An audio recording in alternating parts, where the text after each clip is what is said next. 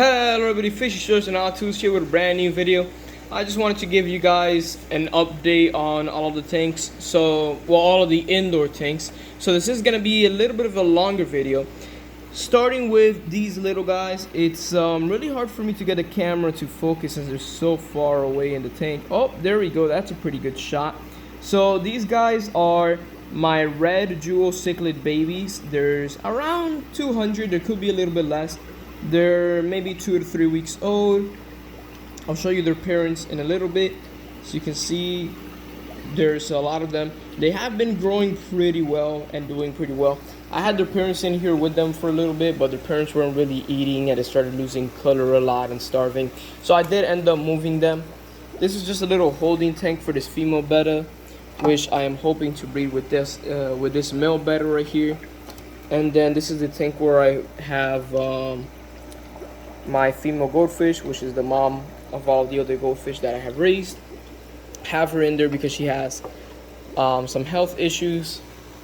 Over here we have one of my guppy tanks. This is my blue koi guppy tank.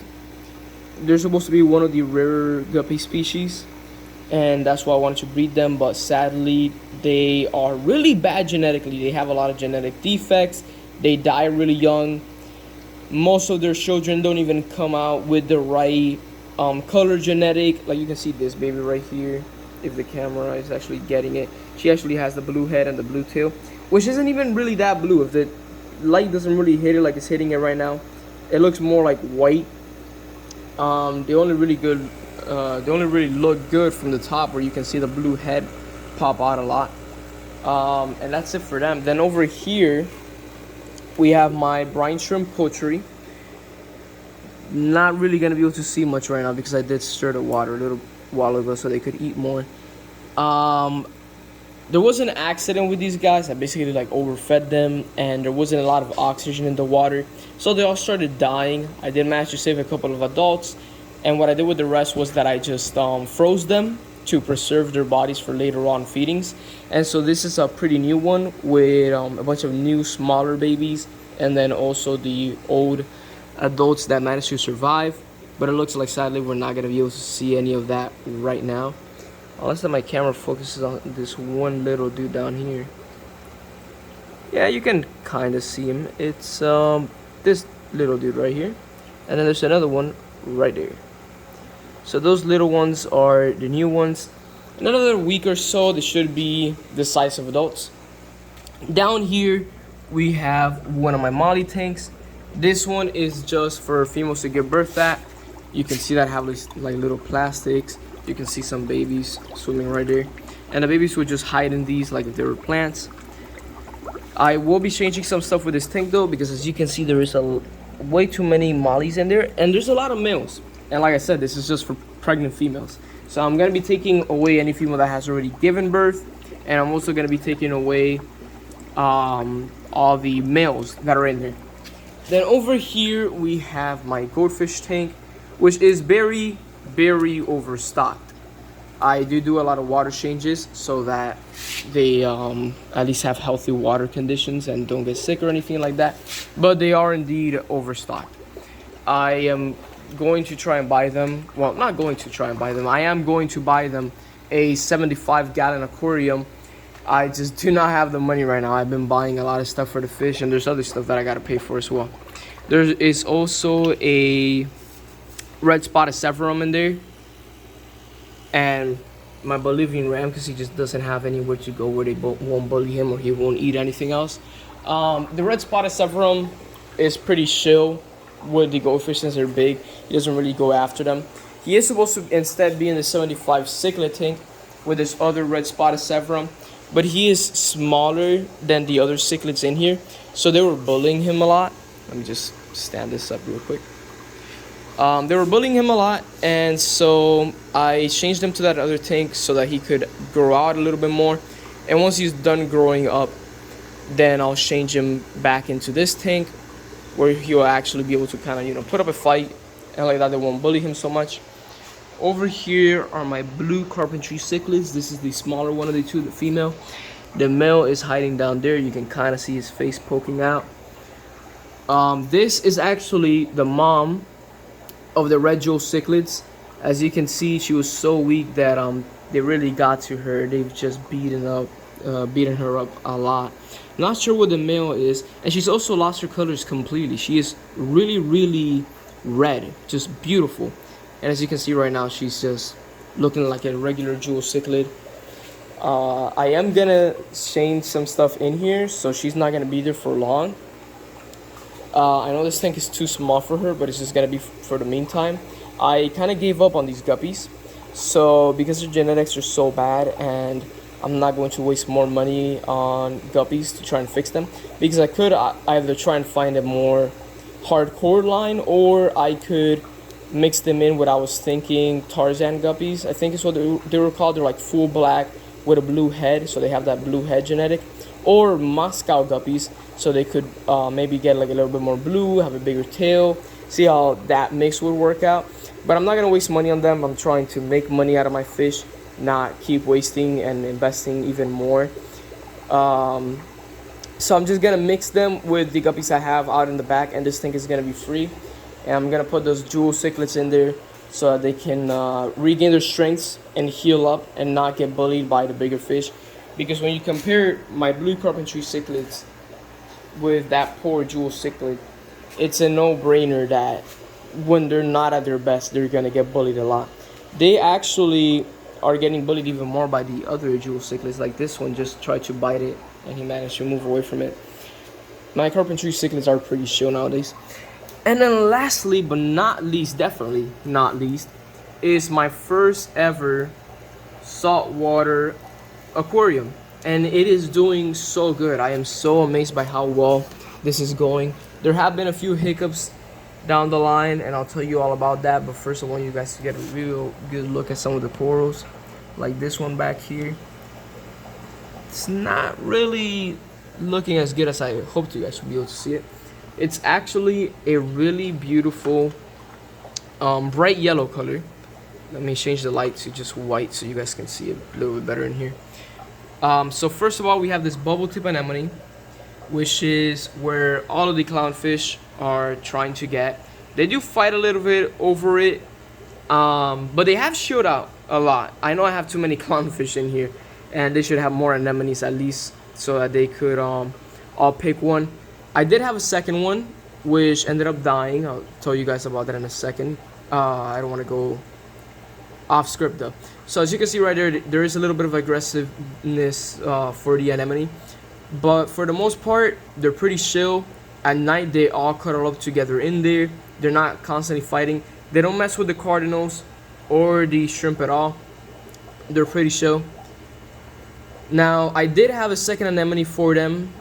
They didn't like it though. They all just want this one, probably because it was a little bit bigger than the other one.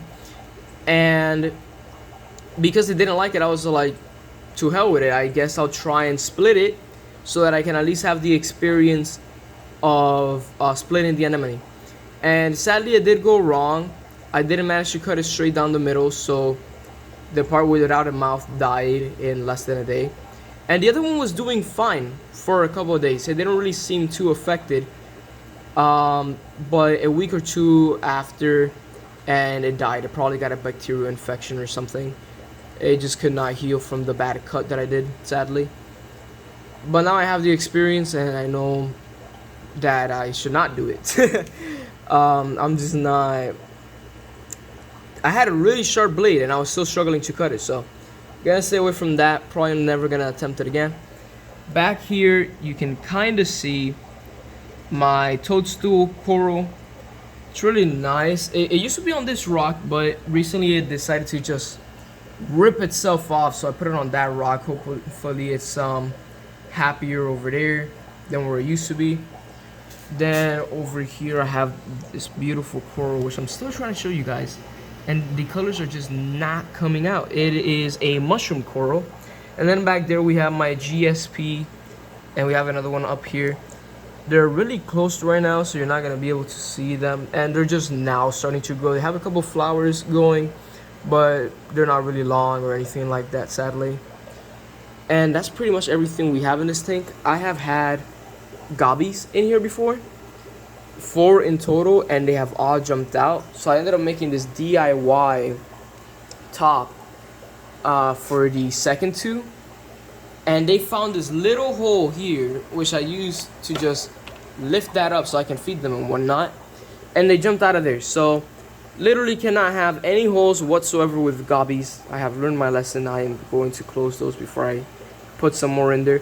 And I do want to put some more in there because I struggle with feeding these guys. I overfeed them way too much. Like, you can just see all the food that is going to be rotting in the bottom, and only the shrimp is really eating it, and there's still a lot of poop and whatnot. So I want the gobbies to, help me clean that up. And because I overfeed, it's actually good for the gobbies because the gobbies need more food on the bottom of the tank so that they can survive. I just have failed them when it comes to not letting them jump out of the tank, and I guess they're kind of extra like that. And I just want to see if I can kind of get better light going for you guys, so give me a second. I have a, what was this light called? Night Crew light. It's one of the cheaper lights that you can get, and they work really well for growing the corals and the anemones and all that. It's been doing really good for me.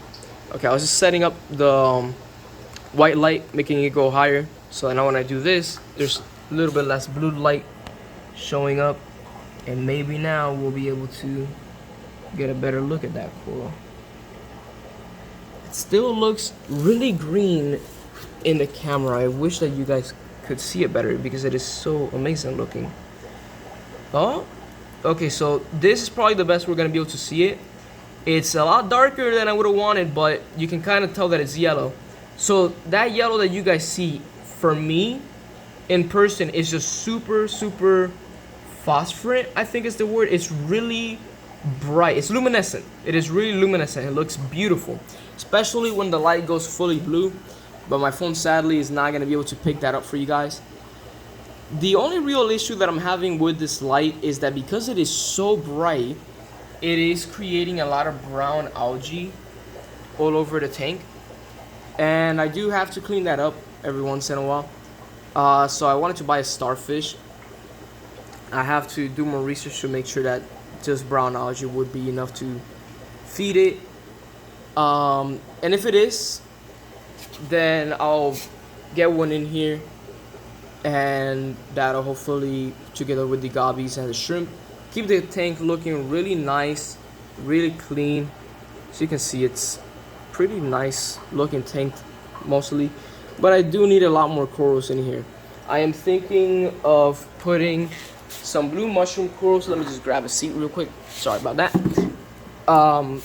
So I want this one, like I said, it's a mushroom coral. I want to get a blue version of this that I've seen on eBay that looks absolutely amazing. It actually comes with a pack of 2 for $100, and they're around an inch, so that's gonna look really pretty. I just want color diversity because, as you can see, we have the red clownfish, the white ones, the orange and white stripe. We have the black and white cardinals, and then when it comes to the corals, we have the GSPs aren't really growing yet, so we don't have that bright green yet. I mean, they are growing, but they're just not grown, so we don't have that bright green. When it comes to the anemone, it's just a kind of dark greenish looking color. Doesn't really call to your eye too much. The leather coral is literally just like brownish. The only one that's really pretty right now is that tiny speck of a yellow mushroom coral. So I'm gonna put those 2 blue ones to get that color diversity. I want to get another rainbow anemone. That's the first anemone I ever bought, but sadly I messed around with it too much and I killed it. Really noob mistake from me. Because I just wanted it to be in that rock, and boom, I would put it there, and I would try and move off to a place where it would survive, and I would be like, no, you're gonna go in this rock. And I wasn't really feeding it either, so it died because I either didn't feed it or because I messed with it too much. So I want one of those again. They're really pretty, have some really nice colors. I would actually like a more red one, and I found an anemone that really fits that color, but there's nobody really selling it on eBay, and off sites have it at like $200, and that is a little bit too much for me, just for one anemone from a site that I'm not even gonna be able to really fight with them if it comes dead or anything. Other than that, what else have I been looking at? I've been looking at some other mushroom corals. Some, I think they're, it's not called GSP. I don't know what they're called right now. They kind of look like a rock. They have multiple mouths where you can just put the brine shrimp into and they eat that. I haven't bought those yet because there's not a lot of calcium in this tank. I did buy, or I'm going to buy, some calcium so that I can just put it in there and raise the calcium levels a bit, because they are kind of low, which is the main reason why everything right now is soft corals. Can't really put any hard corals since the calcium is low. And yeah, that's what's going on with these tanks and all the other tanks. So if you guys enjoyed the video, I know it's kind of long and it was me rambling on for the last like 6 minutes about the saltwater tank.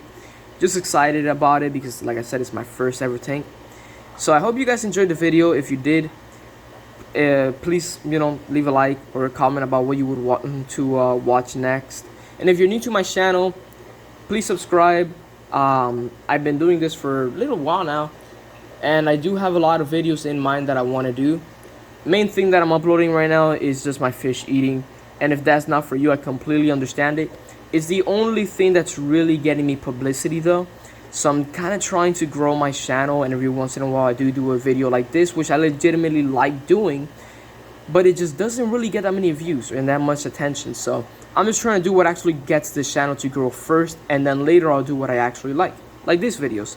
So if that's something you're interested in, again, please subscribe and support this channel, and I'll see you guys in the next one.